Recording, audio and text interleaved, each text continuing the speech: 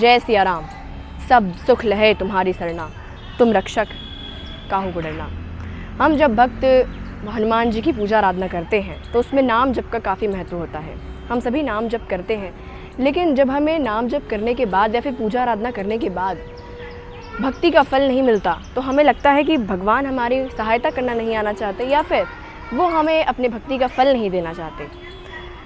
और जब ऐसा होता है तो हम उस उधेड़ बुन में फंस जाते हैं कि अब तो भक्ति करने का कोई फ़ायदा ही नहीं है। लेकिन ऐसा नहीं है।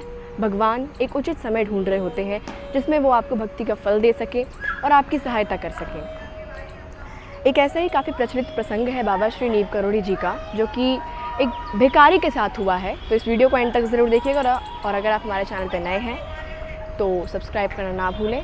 एक बार की बात है, एक भिखारी था जो कि बांके बिहारी मंदिर के सामने बैठ के माला जप कर रहा था और दिन चढ़ चुका था लेकिन उसे कुछ भी प्राप्त नहीं हुआ था। तो उसे लगा कि अब नाम जप करने का कोई फ़ायदा नहीं है। काफ़ी उदास हो गया और उसे लगा कि अब तो माला जप करने का कोई फ़ायदा नहीं है और सुबह से माला जप ही कर रहा हूँ लेकिन कुछ भी नहीं मिला। लेकिन फिर भी उसने विश्वास किया और वो माला जपता रहा। तभी वहाँ पे बाबा श्री नीम करोड़ी जी आए और उनका ध्यान उस भिखारी पर पड़ा। और वहाँ पे जैसे ही बाबा जी ने उस भिखारी को देखा वो उसके साथ बैठ गए। भिखारी ने सोचा, भिखारी के मन में ये ख्याल आया कि बाबा जी तो अब मेरे साथ बैठ गए हैं और अब कोई भी अगर पैसे दे के जाएगा तो ये हम दोनों में बढ़ जाएगा और मेरा हिस्सा भी बाबा जी को देना पड़ेगा। ऐसा सब ख्याल भिखारी के मन में चल रहा था। लेकिन बाबा जी तो वहाँ किसी और चीज़ के लिए ही बैठे थे, वहाँ पे किसी और चमत्कार के लिए ही बैठे हुए थे। तो जिस माला से भिखारी जप कर रहा था वो माला बाबा जी ने छीन कर खुद जपने लगे। और तब भिखारी को थोड़ा आश्चर्य लगा कि मैं जो माला जप कर रहा था, जिस माला से मैं जाप कर रहा था, वो माला बाबा जी ने क्यों ले ली और वो क्यों जाप करने लगे।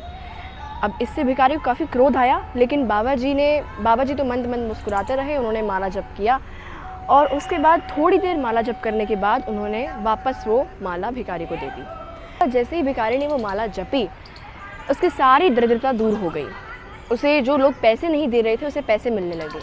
तो इस बात का तात्पर्य ये है कि जब हम माला जप कर रहे होते हैं या फिर हम भगवान का नाम जप कर रहे होते हैं, पूजा आराधना कर रहे होते हैं, तो जब वो चीज़ पूर्ण हो जाती है, जब वो चीज़ सिद्ध हो जाती है तो उसके बाद जो उसका जो फल होता है वो हमें प्राप्त हो जाता है। इस चमत्कार का तात्पर्य यही था कि हमें भगवान में विश्वास कर कर उनके नाम जप करना चाहिए, उनकी भक्ति आराधना करनी चाहिए।